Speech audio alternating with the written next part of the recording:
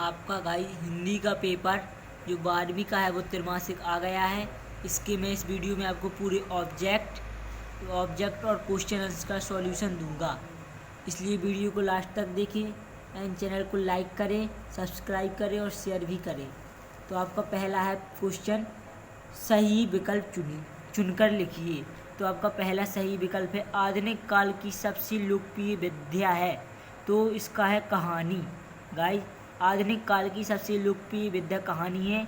दूसरा आपका है खड़ी बोल गद्य का प्रारंभ किस युग से माना जाता है, तो खड़ी बोल गद्य का प्रारंभ द्विवेदी युग से माना जाता है गाइस। तीसरा आप जल्दी से इसका स्क्रीनशॉट ले लीजिए। टीवी पर प्रसारित सबसे खबरों में महत्वपूर्ण खबर होती है विजुअल, जो उसका मेन विजुअल होता है वो सबसे इम्पोर्टेंट होता है गाइस। तो यह भक्तिन कहाँ की रहने वाली थी, तो भक्तिन का इसका है जूझी। ऊंचे बाजार का निमंत्रण कैसा होता है, तो ऊंचे बाजार का निमंत्रण मूक होता है गाइस। सबसे अधिक खर्चीला जनसंचार माध्यम क्या है, तो इसका है समाचार पत्र। आप स्क्रीनशॉट लेते जाइए।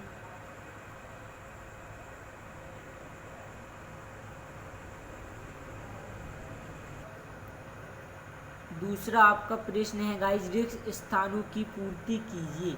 तो पहला आपका रिक्त स्थान है नीरजा की रचना। नीरजा किसकी रचना है, तो नीरजा महादेवी वर्मा की रचना है। दूसरा आपका है कुंवर नारायण ने आत्मजयी जैसा काव्य पूर्व प्रतिष्ठा प्राप्त की, तो इसका है आत्मजयी है। आपका तीसरा खाली स्थान है जो है जूझ कहानी, लड़ते जूझते किसान मजदूरों ने संघर्ष की झांकी निकाली। रस के अंग कितने हैं, तो आपको मालूम है रस के 4 अंग हैं। नाटक के मंच निर्देश हमेशा भूतकाल में लिखे जाते हैं और छायावाद का समय 1920 से 1936 तक माना गया है। कविता के पंख लगा उड़ने माने चिड़िया क्या जाने, इसका पूरा वाक्य चिड़िया। तो जो आपके रिक्त स्थान है गाइस, इसका भी स्क्रीनशॉट ले लीजिए। चैनल को लाइक कीजिए, दोस्तों को ज़्यादा से ज़्यादा शेयर कीजिए तथा सब्सक्राइब भी कर लीजिए। आपका तीसरा क्वेश्चन है सही जोड़ियाँ मिलान कर लिखिए। तो आपका पहला है व्यंग प्रधान, व्यंग प्रधानता की है नई कविता। फिर दूसरा आपका है एक गीत, उसका है आपका हरिवंश राय बच्चन। तीसरा है आपका आनंद यादव, आनंद यादव की रचना है जूझ। अर्थ के आधार पर काव्य के प्रकार हैं, तो 8 प्रकार है इसमें। ऐसे बाजार मानक के लिए होते हैं विडंबना, भक्ति की सहज बुद्धि है विस्मित करने वाली। आपका गाइस चौथा क्वेश्चन है सत्य असत्य, वाक्यों का चयन करिए। तो आपका पहला है आधुनिक हिंदी कविता का प्रारंभ 1900 से माना गया, तो ये आपका असत्य है क्योंकि इसका 1954 है गाइस। बाजार का जादू आँख की राह का काम नहीं करता, सही है ये आपका जी सत्य है गाइस। मेरा एकांत की साथिन भक्ति ही रही है, ये भी आपका गाइस सही उत्तर है।